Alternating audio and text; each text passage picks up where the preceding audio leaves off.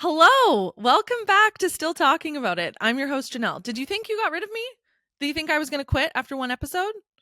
I kind of did, but I'm not. I'm still here. So we have a fun-filled episode today about talking about one of the most not talked about but pervasive issues when it comes to these in-law dynamics. If you've never seen me before or heard my voice, I'm so sorry about that. But I'm the girl on the internet who's going to talk about the challenging dynamics that people might have with their mother-in-law.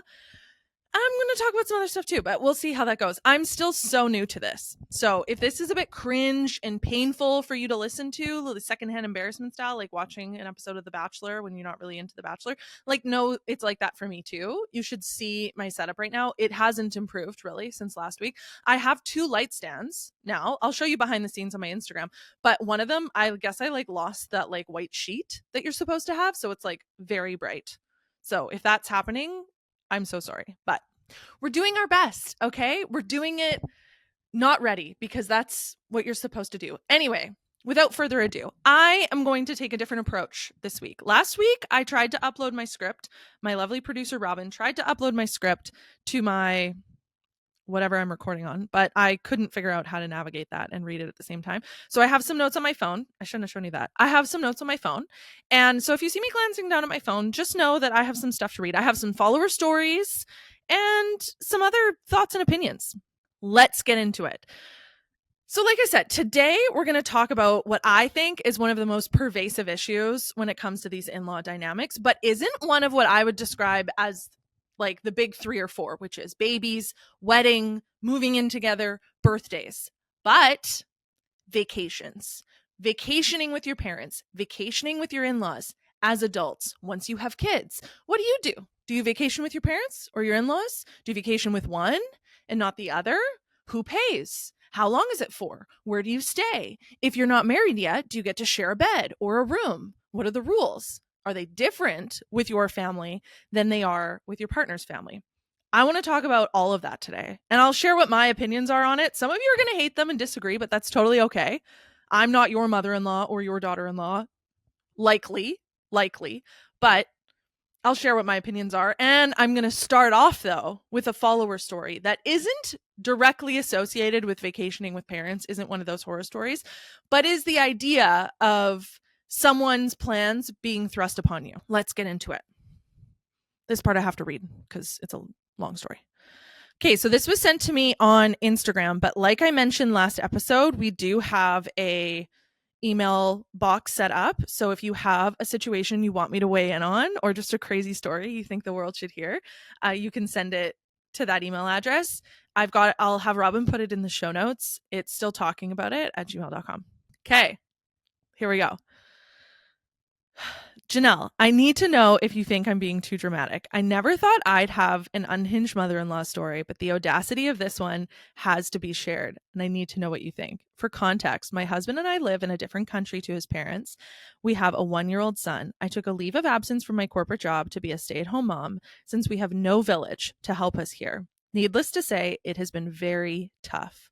Fast forward to this week, my mother-in-law informs my husband and I that his 85-year-old grandmother will be coming to stay with us for a month. Flights have been booked, bags have been packed. Let me add that the intention here was not to send us a helping hand, since my husband's grandmother is extremely frail with some major health concerns. This trip has been packaged as grandma's final international vacation. I don't want her to stay. Am I being too dramatic? What the actual fuck? What the actual fuck? I know I warned you in the first episode that there'd be some swearing, and then I don't think I swore in the first episode. I'm going to in this one because this deserves the F word. Sorry, Mom, and probably Dad. I know you're both listening. Okay. What are my thoughts? I need to get closer, but knock my lights over. What the actual fuck? What the actual fuck? Where is your husband in all of this? It sounds like the bags need to be unpacked and the flights need to be canceled. Because in what world is sending an 85-year-old sounds like person who will need a fair bit of attention person to a family with a 1-year-old who sounds like you're going through it? How is that a good idea? How is that a good idea? That's not a good idea. Additionally, grandma's vacation, I think that grandma should get her final vacation. I think someone else should take her. I think maybe someone without a 1-year-old should take her. Maybe your mother-in-law, as an example. Well, I think this story and why I wanted to share it is so interesting because to me, it's a great example. Again, I'm assuming, but it's a great example of what I would guess is that your husband comes from a family that's very open door policy. They're a family that just pops by without calling. They're a family who thinks my house is your house, even though I don't live here, that sort of thing. And they also expect you to conduct yourself in their home the same way, which can cause its own concerns.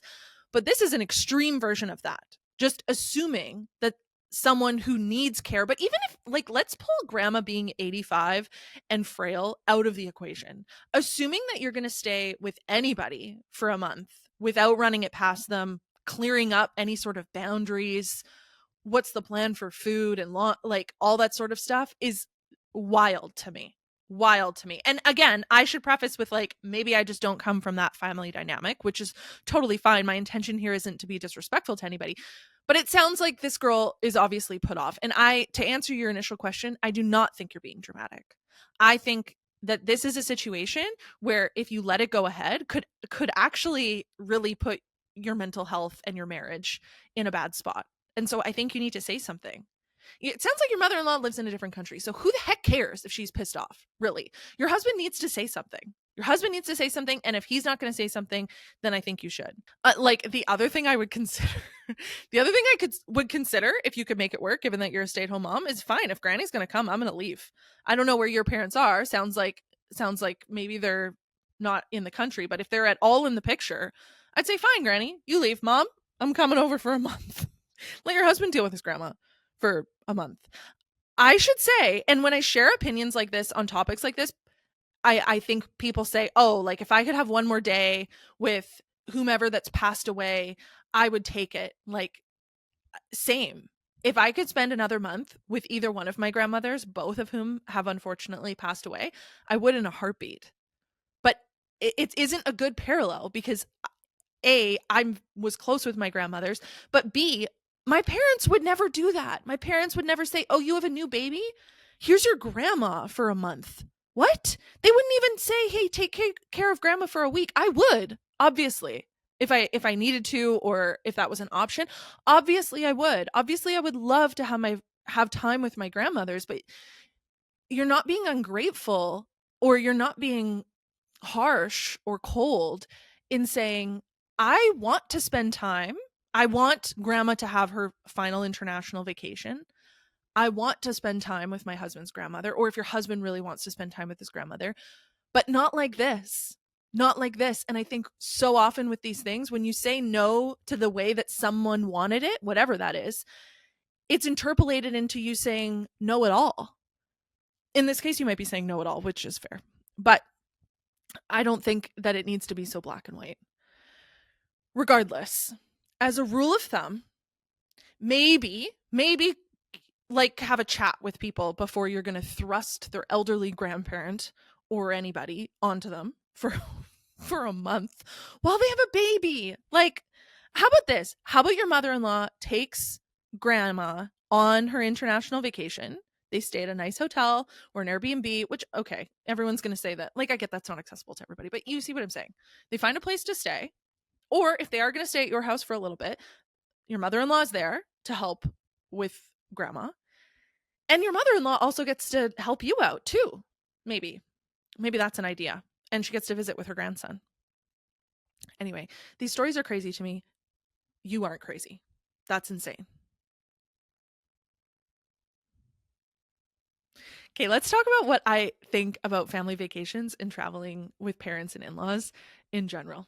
And it's like, I'm going to try to keep my thoughts linear here, but there's literally so many things to consider and so many things to talk about. So let's try to get through all of them. I'll share my opinions along the way, but I also want to know what you think. If you think that I'm completely an entitled spoiled brat, or if you think that I'm maybe on the right track, or you align with what I'm thinking, or if you don't, please let me know, because I think that it's really important that we see everyone's perspective, because I one day am going to have hopefully children-in-law who may not agree with me, and that's okay, but it's nice to get a heads up on where people are at with this. Okay. Family vacations with parents and in-laws. First, there's the topic of equality. I think that's talked about all the time, where you travel with one set of parents, or you travel with one person's family. Say you travel with the wife's family, so therefore you also have to travel with the husband's family when the family vacation's discussed. And I just don't think that always makes sense. I think there's a lot of things to consider. I think that if one person's family is A, subsidizing the vacation, B, being accommodating to whatever your work schedule is, whatever's conducive to your children and the ages that they're at, and plans and coordinates activities accordingly, and is considerate about the accommodations and what's available. And the other side is expecting everyone to pay their own way, but maybe not even getting an equal experience, is not planning activities that are conducive to whatever grandchildren are coming, and then you're made to feel the problem because oh well, I just did whatever with my kids when they were little, or those types of excuses. And then 3, same thing with accommodations, is like expecting you to stay in accommodations that are just honestly treacherous sometimes with little kids.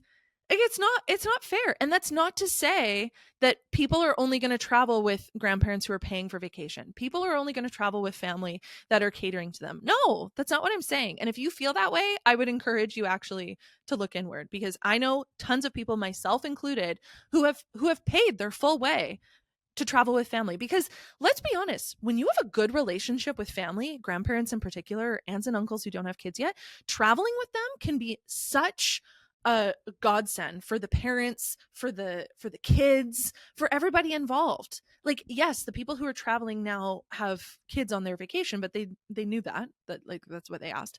But really, for the parents, they get extra helping hands. The kids get other people to interact with and play with, especially if you're not going with a group of families. Like, kids who are used to engaging with like other kids in their neighborhood or their community or their daycare or their school or whatever, now they're going for a week where like they've just got mom and dad for a week, which is great. And it's definitely great to connect with your parents, but it's also nice to like have other people to spend time with in the form of grandparents or aunts and uncles.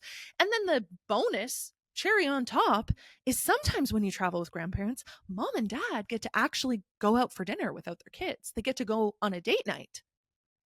The flip of that is sometimes people travel with grandparents and without it being communicated are just expecting to dump their kids on their parents the whole time.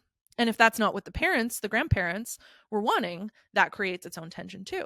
That's what I mean about like, it feels awkward and formal sometimes to talk about expectations going into a family vacation. But I really, really think once you get over that initial hump of, okay, we're sitting down and doing this, we're having this uncomfy conversation, it's so formal, we're stating what our wants are, you feel like you're at like, once you get over that, I promise everyone is so happy that you actually got on the same page about it. Anyway, back to what I was saying. The fact of the matter is if you have a good relationship with grandparents and with family, it can actually really enhance vacationing with little kids, because vacationing with little kids more often than not, aside from the fact that like if you're in a hotel, whatever, you don't have to cook, vacationing with little kids is just parenting in an unfamiliar location, depending on how old your kids are. Hold on, Diet Coke break. And so if you can alleviate that a little bit by having other people there who are familiar with your kids, then it's great. Traveling with grandparents is also an amazing opportunity to see grandparents if you don't live nearby them. Then you can kind of meet in the middle, or you can go on a family vacation. If you have family who are living in all different parts of the country or the world, you can come together for a family vacation and spend time together. Realistically, in 2025, if you're close with your family, FaceTime exists, or Skype or Zoom or whatever you're using, you can see family that you're close with, in like your kids can see their face and talk to them, not face to face, but through a screen on a regular basis. So you can still maintain a fairly close relationship, I would say, with people who you don't necessarily get to see in person all the time. And so seeing them in person finally on vacation can really, really enhance that. But if you're traveling people that you don't have a good relationship, it's kind of like being in a shitty relationship, right? You've heard that one. If you're in a shitty relationship, having a baby is not going to make it better. It's the same here. If you have a tenuous, prickly, not super warm and comfortable relationship with your family or extended family or your in-laws, traveling is going to make it worse. Traveling is going to exasperate, enhance those prickles, those thorns. It's going to make it so much worse. Because you're essentially, even if you're staying in your own hotel rooms, if you're like planning to coordinate meals and activities and things like that, you're essentially living with someone that you don't generally get along with. Like, in what world does that make sense? Because you're on vacation. So getting into some of the logistics, paying for it. Things are expensive. Things are expensive nowadays. So adult children, I would say, aren't necessarily saying or expecting, I'm sure there's some that aren't saying, oh, well, if you want me to travel with you, you have to pay the whole thing. I don't think, but I think if you're expecting and you're going to guilt trip your kids for not coming on vacation with you when they have limited funds and limited paid time off, right? Nothing worse than a retired grandparent all the time in the world shaming an adult child, working parents for not using 5 or more of their 10 or 15 vacation days, paid time off days, depending on where you live, what you call them, a year to go on vacation with them. And then saying, okay, you have to pay your own way. You have to share this small room with both your children because we're going to split the Airbnb equally. And so everyone gets a room and they're paying for, like, maybe that's fair, but like that doesn't sound super fun necessarily. Share a room with all your kids. We're going to do activities that we want to do that probably aren't conducive to your kids. And we're all in shared space while your kids are napping. So they're not going to have a decent sleep the whole time you're here. And we want to do our own thing. So, like, I guess you're stuck at home with your kids the whole time when they go to bed early. Like, I'm not saying any of those circumstances are particularly unreasonable. You have little kids. You're probably expecting that you don't have this big budding nightlife on vacation like you used to. But maybe you're then going to like choose not to go on vacation that year. Or maybe you're going to choose to go on a different type of vacation that year. And maybe that's fine. So if grandparents are wanting adult children, this is my opinion. If grandparents are wanting, expecting, and shaming their adult children to go on vacation with them because that's what happens on the other side of the family, I think finances are definitely working their way into the equation. Am I going to get canceled for that? I don't know. I live in a world where I'm like, can people just like, I don't know why parents stop being parents. I don't know. I guess because I'm so lucky to have parents that have never stopped being my parents. Where I don't get it. Where like when was the switch flipped where like all of a sudden, like, yes, obviously adult children at some point have independence and they pay for their own livelihood and they take care of their own children and they have to figure out their own challenges in life. But when it comes to things like going on family vacation or like that sort of stuff, I just feel like, don't you want your kids to be happy? Why would you want to put your kids, regardless of how old they are, in a position where they're uncomfortable for the sake of your own ego? Because all your friends travel with their adult children, so you should get to too. Well, like, maybe your friends are more easygoing. Maybe your friends are paying for the trip. Maybe your friends are more open to hearing what would work for their adult children. Or maybe your friends just get along with their adult children and you're not currently in that situation. I don't know what it is. And I realize that all of that stuff might be hard to hear, but like, why are people wanting to put their kids or their adult children in a position where they're uncomfortable? I thought of this topic because my husband and I are watching that show on Amazon Prime called The Girlfriend, and I'm only two episodes in, so no major spoilers, but there's a point where the context is the girlfriend has been brought on vacation, her boyfriend's family vacation. He paid for her to get there. His parents have paid for her only accommodations. And so she, because she's having some tension with the mom, is saying, you're a 27-year-old man, like they can't expect you to hang out with them the whole time, like you're on vacation with your girlfriend. And he says, no, I'm not. My girlfriend is on vacation with my family. And you guys know I'm pro daughter-in-law till the day I die, for sure, but I think he has a point there. And that's kind of my point in all of this, which is I think both parties, whichever kind of side of that equation you're on when it comes to traveling with family, that's why I think like that uncomfy conversation is not only a good idea, but like necessary to really align expectations. Because I don't think he's wrong in that case. I think expecting to go on vacation with your partner, being invited on vacation with your partner's family vacation. This is a case, obviously, where they're not married yet. They don't have kids, right? It's a girlfriend-boyfriend dynamic. They haven't been dating for that long. I think her feeling that way is reasonable, but his point stands. He asked her to come along on his family's vacation. So I agree, it is a bit rude if they're gone the whole time and they're not spending time doing the activities the family wants to do. But if she didn't want to do that, she could have said, you know what, I don't actually want to go on a vacation with your family. And maybe that like is a conversation then for where their relationship is headed as a whole. But I hope you see my point. If you're being invited on a trip that your parents are planning, grandparents in this case, if you're being invited on a trip that that the grandparents are planning, they're paying for it. I think, yeah, there's probably some discussion on what accommodations are going to look like and that sort of thing. But I also do think that like I guess I can't wrap my head around the idea that the parents would want you to come and be uncomfortable, which isn't the case of the girlfriend, but I was just explaining why I thought to talk about this topic. For the people that are unmarried, this can be a sticky one. So I'm curious to know what you think.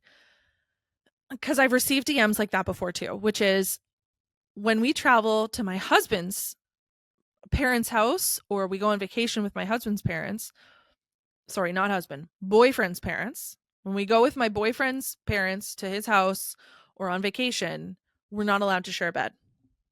But we live together and they know that we live together. We live together. But when we go to my parents' house or we go on vacation with my parents book us our own room with a door that closes. Meanwhile, we're my boyfriend and I are supposed to go on vacation with his parents because we went on vacation with my parents. And even though we live together, because we're unmarried, his parents won't let us share a bed, won't let us be in the same room, and we have to pay to go with them. To me, the paying is like kind of neither here nor there in this case. Again, I think that if that's how your boyfriend's parents feel about you guys sharing a bed, I think it's up to you. I think you can say, we live together. This is how we live our lives. We are unmarried, but we are adults who share a home and share a life and share a bed. More often than not, like people aren't doing gross, weird stuff when they're on vacation with their parents, right? Like, are you really getting it on when your parents are like sleeping in the next room? Probably not, right? Like, is that are parents declining that unmarried couples can stay in the same bed, especially when they already live together, right? Like I get it. If your kids are like under 18 and yes, they're obviously in a more mature relationship, but they don't live together and they're like that to me is like fine if you don't want them to like share a room or share a bed for sure. I'm talking specifically about couples that are already married.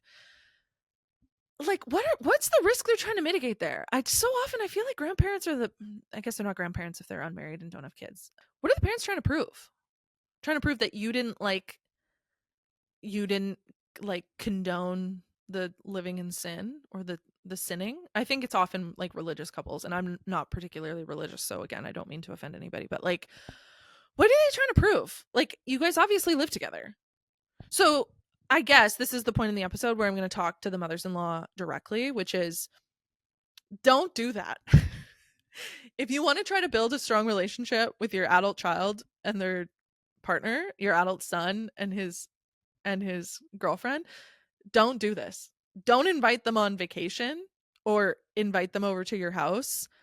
If they live together, you know they share a bed every day anyways, and then tell them that they're like little teenagers who can't share a bed.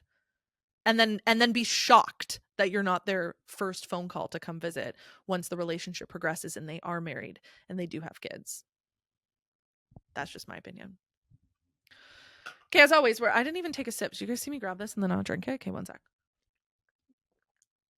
Would love to know what you think of these episode lengths. Would love to know what else. Like I said, send me all your suggestions for what you want me to talk about. I'll talk about anything, really. I'm so happy you're here. I'm so happy you're along on this journey with me as I discover yet another way to run my mouth on the internet. I'm obviously still talking about it. I'm going to keep talking about it. And if you want to hear me keep talking about it, I'll be back. I'll work on this lighting setup. Hopefully my audio is decent. Either way, I'm so happy we're on the struggle bus together. I hope you have a great rest of your day. Bye.